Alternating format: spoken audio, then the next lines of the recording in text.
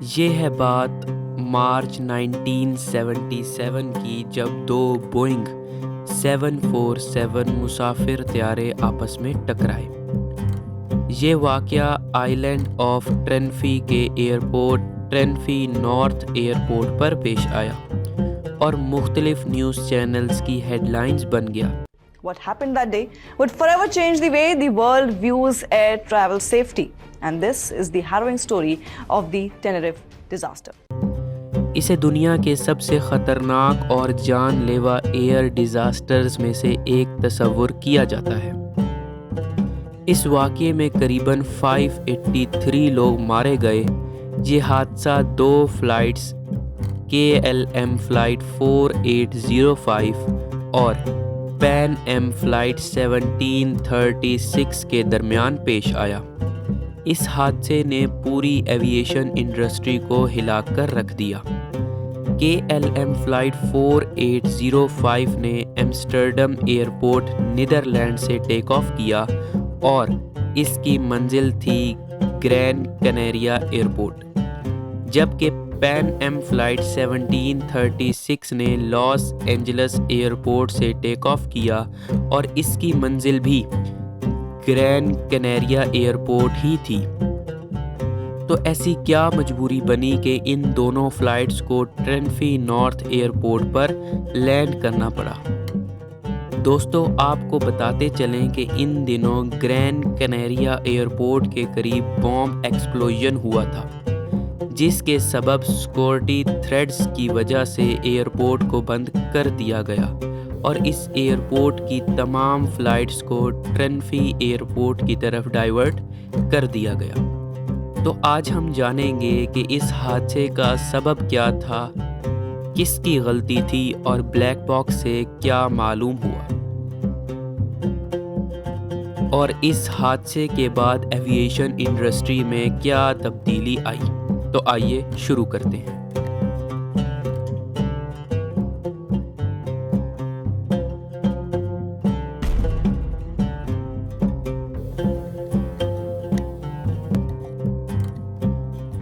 یہ واقعہ 27 مارچ کے دن پیش آیا۔ یہ دن باقی تمام دنوں سے کچھ مختلف تھا، کیونکہ اس دن ٹرینفی نارتھ ایئرپورٹ پر ٹریفک معمول سے کچھ زیادہ تھی۔ ایسا اس وجہ سے تھا کیونکہ گرین کنیریا ایئرپورٹ کی تمام فلائٹس کو بھی ٹرینفی نارتھ ایئرپورٹ کی طرف ڈائیورٹ کر دیا گیا تھا۔ ایئر کنٹرولرز ان تمام فلائٹس سے ڈیل کر رہے تھے جو ضرورت سے زیادہ ڈیلے ہو چکی تھیں۔ ٹریفک کنٹرولرز زیادہ سے زیادہ فلائٹس کو کلیئرنس دے رہے تھے تاکہ ایئرپورٹ پر رش کم ہو سکے، اور یہ کوشش کی جا رہی تھی کہ زیادہ سے زیادہ فلائٹس کو کلیئرنس دے کر نکال دیا جائے۔ ٹیکسی ویز پر بہت سے پلین موجود تھے اور تمام پلین اپنی باری کا انتظار کر رہے تھے۔ انہی میں دو پلینز پین ایم فلائٹ 1736 اور KLM فلائٹ 4805 بھی موجود تھے۔ پین ایم فلائٹ 1736 کے کاکپٹ کا عملہ captain Victor Grubbs, first officer Robert Bragg اور فلائٹ انجینئر جارج وارنز پر مشتمل تھا۔ پورا کرو بے حد ایکسپیرینس اور تجربہ کار تھا۔ پین ایم فلائٹ اڑان بھرنے کے لیے تیار تھا، لیکن وہ رن وے تک نہیں جا پا رہا تھا کیونکہ ان کے آگے KLM فلائٹ 4805 فیول بھروانے کے لیے رکا ہوا تھا۔ KLM فلائٹ کی ریفیولنگ میں تقریباً 45 منٹ کا وقت لگنا تھا، جس کی وجہ سے پین ایم فلائٹ کے پیسنجر اور کرو سٹاف دونوں ہی فرسٹریشن کا شکار تھے۔ چند لمحوں بعد KLM فلائٹ کی ریفیولنگ کا کام مکمل ہوا اور اس طرح دونوں فلائٹس اڑان بھرنے کے لیے تیار تھیں۔ دوستو، آپ کو بتاتا چلوں کہ اس دن موسم بھی بے حد خراب تھا۔ ویزیبلٹی لگ بھگ 0 تھی۔ کنٹرول ٹاور کی طرف سے پین ایم فلائٹ کے پائلٹس کو ہدایت کی گئی کہ وہ اڑان بھرنے کے لیے KLM فلائٹ کو فالو کریں، جس کے بعد پین ایم فلائٹ کے پائلٹس نے بالکل ایسا ہی کیا۔ اب تک تو ہر چیز نارمل تھی۔ کنٹرول ٹاور کی طرف سے پین ایم فلائٹ کو ہدایت کی گئی کہ آپ رن وے پر اپنی پوزیشن لے لیں اور ٹیک آف کلیئرنس کے لیے ہماری ہدایت کا انتظار کریں۔ پین ایم فلائٹ رن وے پر ہی موجود تھی کہ انہوں نے اچانک دیکھا کہ ان کے سامنے سے کوئی پلین آ رہا ہے۔ یہ پلین کوئی اور نہیں بلکہ KLM فلائٹ 4805 ہی تھی۔ دونوں پلینز ایک دوسرے کے آمنے سامنے موجود تھے۔ پین ایم فلائٹ کے فرسٹ آفیسر رابرٹ بریگ نے سامنے سے پلین کو آتے دیکھا۔ کیپٹن وکٹر گربز نے اپنے پلین کو بچانے کے لیے بھرپور کوشش کی، لیکن KLM فلائٹ کا پلین 320 کلومیٹر پر آور کی رفتار سے پین ایم فلائٹ کی طرف بڑھ رہا تھا۔ اس کے بعد دونوں فلائٹس آپس میں ٹکرا گئیں اور ایک زوردار دھماکے کی آواز آئی۔ اتنے خطرناک حادثے نے پورے ٹینریف ایئرپورٹ پر تباہی مچا کر رکھ دی۔ پین ایم فلائٹ سے صرف 61 لوگوں کی جان بچائی جا سکی، جس میں کاکپٹ کرو بھی شامل تھا، جبکہ دوسری جانب KLM فلائٹ سے کوئی بھی زندہ نہ بچ پایا۔ 248 لوگ اور کرو کے سارے ممبر مارے جا چکے تھے۔ اس حادثے میں کل 583 لوگ اپنی جان کی بازی ہار گئے۔ اس سے اگلے دن اسپین، نیدرلینڈ اور یونائٹڈ اسٹیٹ سے انویسٹیگیٹرز موقع پر پہنچ چکے تھے۔ انہوں نے انویسٹیگیشن کا آغاز کیا اور سب سے پہلے دونوں ایئر کرافٹس کے بلیک باکس کو ڈھونڈا گیا، کیونکہ بلیک باکس سے بہت سی معلومات مل سکتی تھی۔ انویسٹیگیٹرز کے سامنے یہ بات تو صاف تھی کہ ٹینریف ایئرپورٹ کے بزی ہونے کی وجہ سے یہ حادثہ پیش نہیں آیا۔ کنٹرولرز سب اپنا کام صحیح طریقے سے انجام دے رہے تھے۔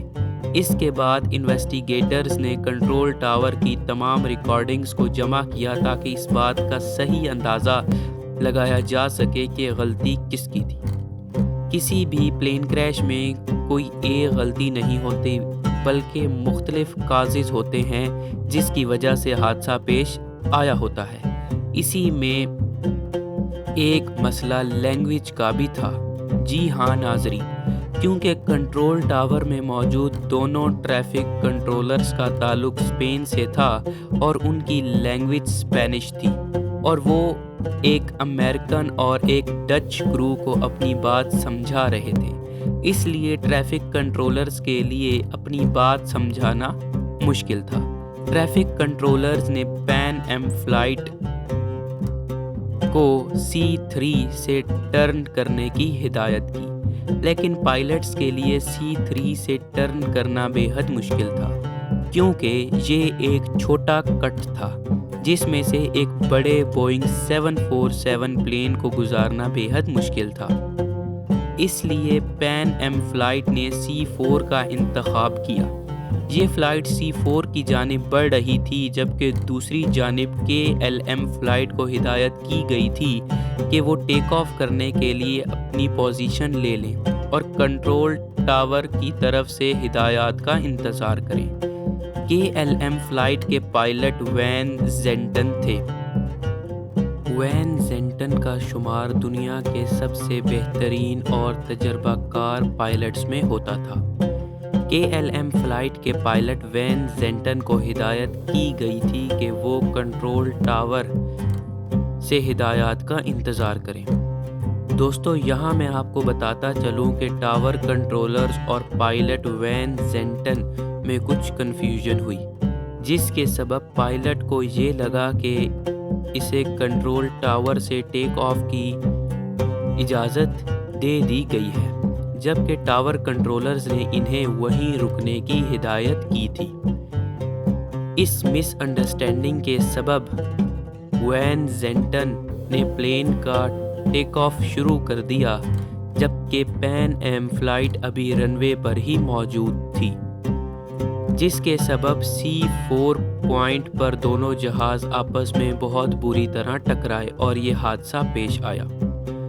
دوستو، انویسٹیگیشن کا کام اب پورا ہو چکا تھا اور انویسٹیگیشن میں یہ بات سامنے آئی کہ یہ حادثہ صرف پائلٹ وین زینٹن کی غلطی کی وجہ سے پیش نہیں آیا، بلکہ اتنے بڑے کریش میں حادثے کی کئی وجوہات سامنے آئیں، جن میں ٹاور کنٹرولرز اور پائلٹ کے درمیان زبان میں فرق، موسم کا بے حد خراب ہونا جس کی وجہ سے ویزیبلٹی 0 ہو چکی تھی، اور پائلٹس اور کنٹرول ٹاورز کے درمیان میں مس انڈرسٹینڈنگ بھی تھی۔ اس کے علاوہ ایئرپورٹ پر موجود رش بھی اس حادثے کا بہت بڑا سبب تھا۔